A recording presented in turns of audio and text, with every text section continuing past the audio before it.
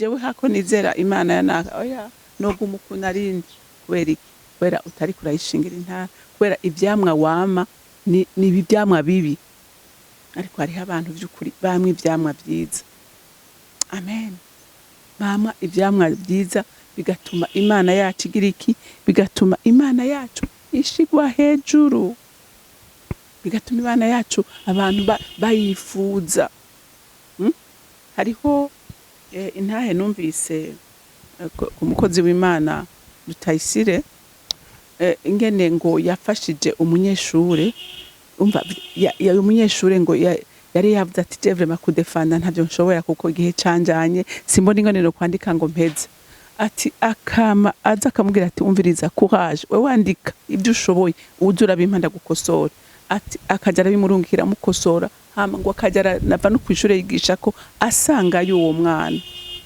aramufasha hama ngo aradefanda kandi ngo aronka amanota menshi hama ngo uwo mwana aramubwira ati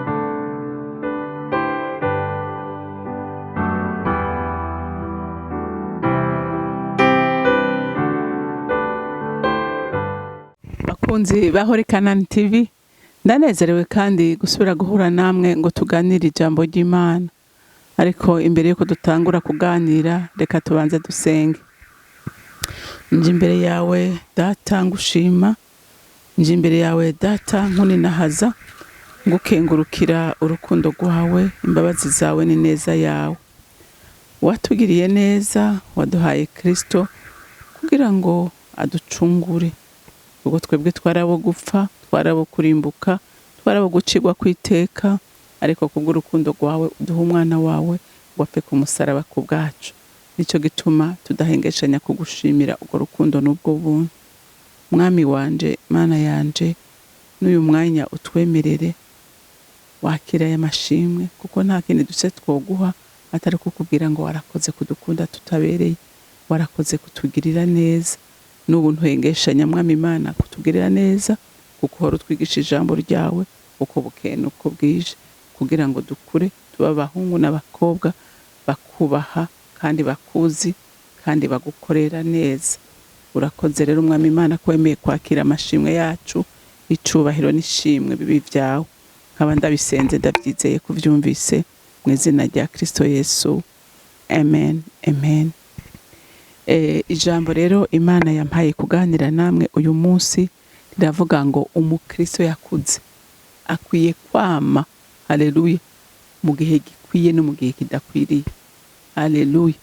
Umwami Imana igihe cyose ukamwamira vyama kugira ngo ubwami bwiwe bwaguke. Haleluya. Reka dusome ijambo ry'Imana muri Mariko igice ca 11, turasoma kuva ku murongo wa 12 dushikane ku murongo wa 26. Haravuga ngo Yesu avuma umusukoni. Bukeye bamaze kuva i Betaniya, yumva arashonje.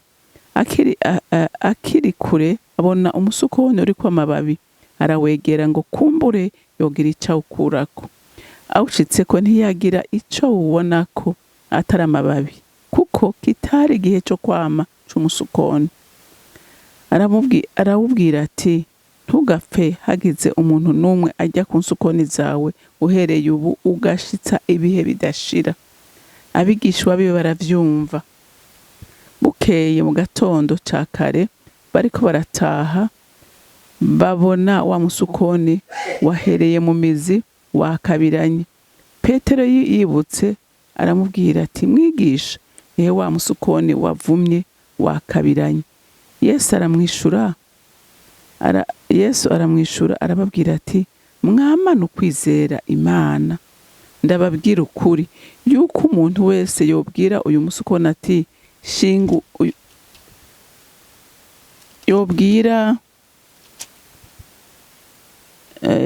yobwira uwo musozi ati, shinguka utabwe mu kiyaga, ntabikekeranye mu mutima, ariko akizera yuko ico avuze gikorwa azokibona. Nico gitumye ndababwira yuko ibyo musenga canke musaba vyose mwizere yuko mubihwawe, kandi muzobibona. Kandi nimwahagarara musenga, nihaba hari ico mupfa n'uwundi, mukimuharire, ngo so wo mw'ijuru nawe abaharire ibyaha byanyu, ariko nimutaharira abandi na so wo mw'ijuru ntazobaharira ibyaha byanyu. Amen. Dusomye ijambo ry'Imana ritubwira ingene Yesu yagiye ku giti c'umusukoni ngo ashonje, akibonye gitotahaye, abonye gisa neza, hama ngo aravuga ati kirya giti uko biri kose ukuntu gisa ndaza kugikura kwico gufungura. Ngo hanyuma aragenda arakizunguruka arondera ico yofungura, ngo aragihebura, hanyuma ngo acarakivuma. Akivumye ngo habaye iki?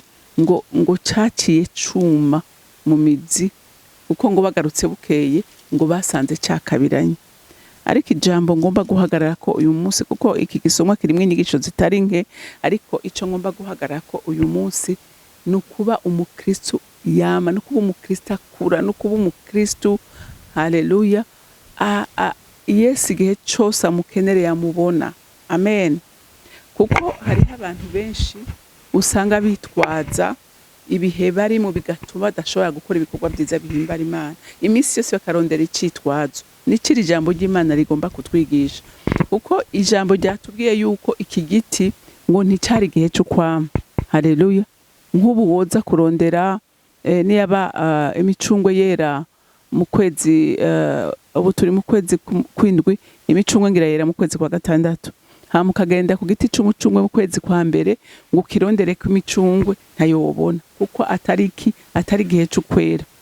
Bisigura yuko yashatse kugereranya umukristu n'iki giti c'umusukoni. Haleluya. Umukristu ubundi Yesu ashaka ko mu circonstance yose, igihe icari cyo cyose akeneye kukubona kuri kurama. Haleluya. Kuko hariho abantu usanga bashika mu bihe bikomeye, bihe by'ingorane, ugasanga basa n'ivyo bihe,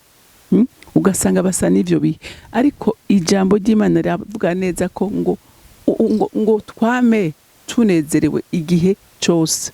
Haleluya. Ngo twame tunezerewe igihe cyose. Biragoye ubundi kwamunezerewe igihe cyose, kuko tugenda duhura n'ibintu bitugora mu buzima, ukagwaza, ushobora gusonza, ushobora kuba uri mu masituwasiyo agoye, ubundi byaba bigoye kunezerwa. Ariko ijambo ry'Imana riratubwiye ngo no muri ivyo bihe biba bikomeye ngo tunezerwe. Haleluya. Niho hazoba itandukaniro by'ukuri ry'abizeye Kristo n'abatamwizeye. Amen. Kuko ubundi duseye n'abatizera, none itandukaniro ryo barire, none Yesu yoba yakoze iki mu bugingo bwacu? Haleluya. Haleluya. Nta tandukaniro ryo bari hari, ntacyo yoba yarakoze. Ariko igihe tuba twizeye yuko ngo ivyo ducamwo byose, Yesu ubwiwe yavuze ngo ibyo muzocamwo byose, ibibagerageza byose, ngo nzoba ndi kumwe namwe. Haleluya. Ngo ntimutinye, ngo muzoca mu muriro. Haleluya. Ntiyavuze ngo umuriro ntituzoreka kuwucamwa, ngo muzowucamwa, ngo ariko ngo ntacyo muzoba, ngo ntimuzosha, ngo n'ibirimi by'uwo muriro ntibizobafata. Ibyo biba umuntu ashobora guca muri uwo muriro akava yadahiye, n'umuntu by'ukuri yanywanye nawe akamwizera 100%, akamenya ko atari wenyene. Kuko hari igihe umuntu acamo ibihe acamwo agacika intege kubera atizeye ko ari umuntu ataboneka bari kumwe. Ariko hariho n'uwundi abicamo akavuga ati je ntangorane, ndazi ko amfumbase, ndazi ko turi kumwe, kandi ukamwumva, uzi kumva ijwi ryiwe. Haleluya. Haleluya. Naravuga ati muzoca mu nzuzi, muzozicamwo, atariko imigezi ntizogira iki, ntizobatembana. Kubera iki? Kubera ndabapfumbase mu kiganza canje. Haleluya. Kandi by'ukuri hariho abantu benshi barahari baca muri ivyo bihe ntibanyiganyige, ukwizera kwabo ntikunyiganyige. Ibihe ntibasa n'ivyo bihe, ariko ugatangara no kubona ibintu bariko baracamwo, ariko ukababona buzuye amahoro, ukabona buzuye umunezero, ukabona ntabwo babafise.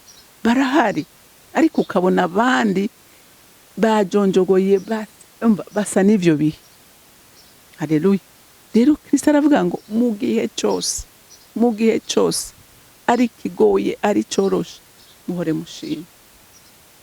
Haleluya. kandi twarabonye ejo bundi mu ijambo ry'Imana turabona ubushobozi bwo guhimbaza Imana.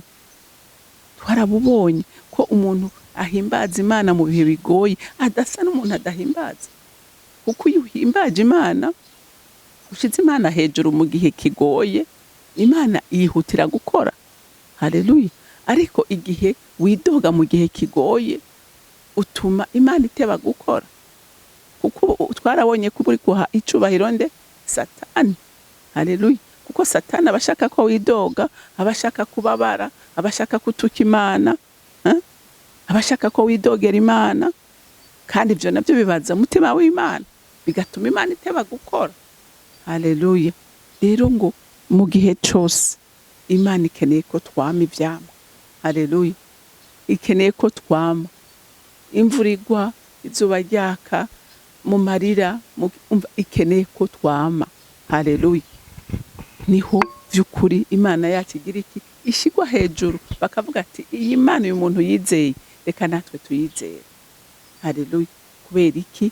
Kubera udasa nabo, kuko hari icyo wakiriye badafise, hari uwo wimitse mu bugingo bwawe badafise, bakifuza gusa nawe. Haleluya.